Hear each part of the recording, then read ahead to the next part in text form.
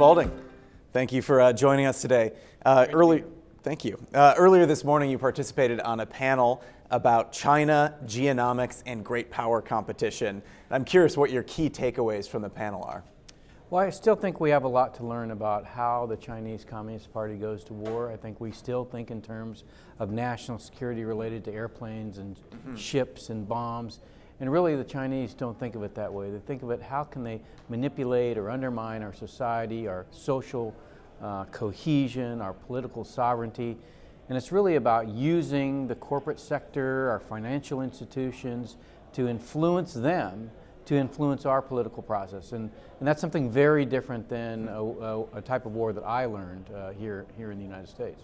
Yeah, and on that point, I think it's easy for conservatives just to think of war, to think of national security in with a very limited framework. And I'm wondering if you could unpack the idea of unrestricted warfare and what that means to the Chinese Communist Party.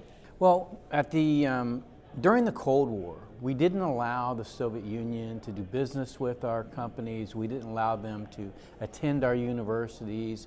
We didn't allow them to have their media within the United States.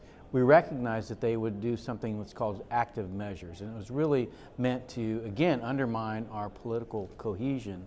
And so at the end of the Cold War, we stopped all that, and we basically brought in the Chinese, the Russians, the North Koreans, and anybody else, really, as part of the global community.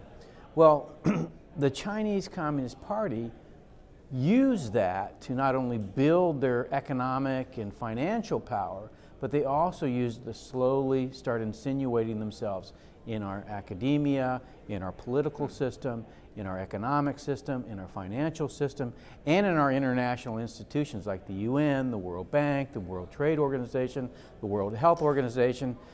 And rather than what the Soviet Union did, which is use military force to threaten the free world, they use these connections and their ability to be in these institutions to slowly undermine it from within. This is a common Marxist framework for political warfare, but we are not prepared as a society to deal with it.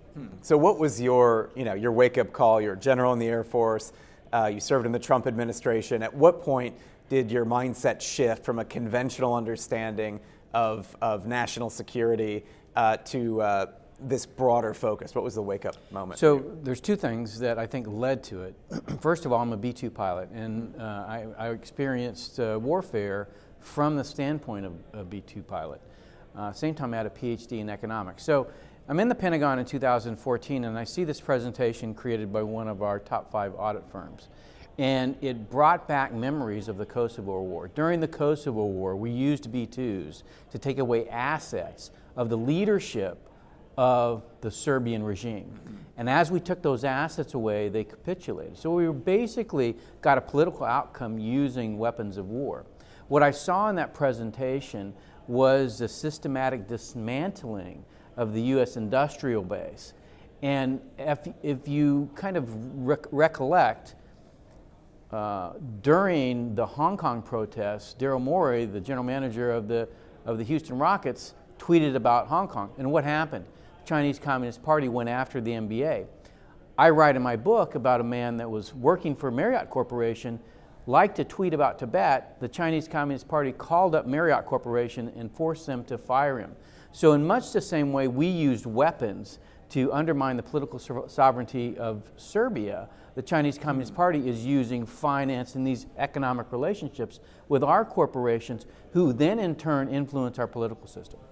And so what's the end game for our economic relationship with China? I hear a lot of people say, the problem is they're using unfair trading practices, and we need to use World Trade Organization and other means so that we can compete on a level playing field.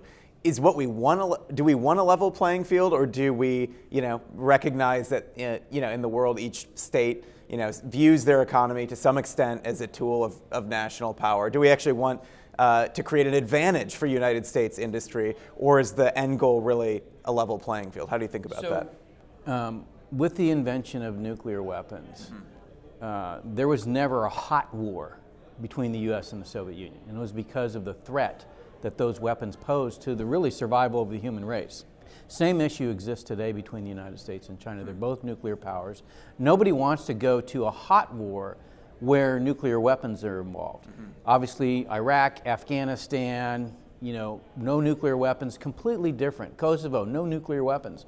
When you have nuclear weapons, that changes the calculus, and it drives warfare underground in a sense. It's not the way that I was trained to do it, but rather it's how the CIA used to think of warfare. It's very covert. That's how the Chinese Communist Party thinks about it. And so it's not going to be out in the open, and it's not going to hit you in the face. You're going to have to look for it. And the way that you look for it is to understand how our political system works, how influential the corporate sector, Wall Street is in our political process, and understand that if the corporate sector and Wall Street are incentivized by the Chinese Communist Party, then what they're asking our political process to do is essentially aid and abet the Chinese Communist Party. This is how unrestricted warfare works. This is how the Chinese Communist Party's way of war is very effective in a globalized, internet-connected world. Last question for you. So many of our students are interested in learning more, reading more about the China issue. You've written a great book, Stealth War, that talks about the topic. Are there any other really just fundamental books or videos or resources that you would recommend to our students if they want to know more about China? Absolutely. Well, I don't think they should just know more about China. They should know more about us. Catherine Gale, I really like her book. It's called The Politics Industry. It's written by her and Michael Porter, a Harvard business strategist. I think it's fantastic. Cynical Theories, which talks about critical race theory and applied neo-Marxist. Not neo-Marxist. It's I can't think of the term right now, but that Cynical Theories is really a great book to talk about how critical race theory and social justice theory is really bringing Marxism into our academic environment. And I think understanding the Chinese Communist Party requires you to read their documents. So things like the Tiananmen Papers,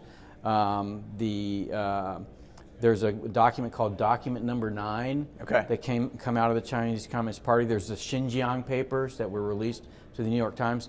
And there's the Chinese Communist Party Constitution. And then finally there's Unrestricted Warfare. All of those documents kind of tell you about the Chinese Communist Party and the way they think.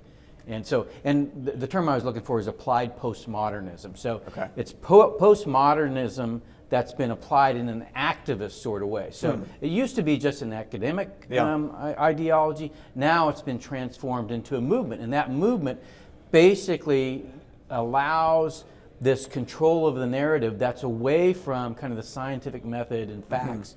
This is exactly the same ideology approach that the Chinese Communist Party takes. So critical race theory and the Chinese Communist Party are very, very closely aligned in how they spread their message.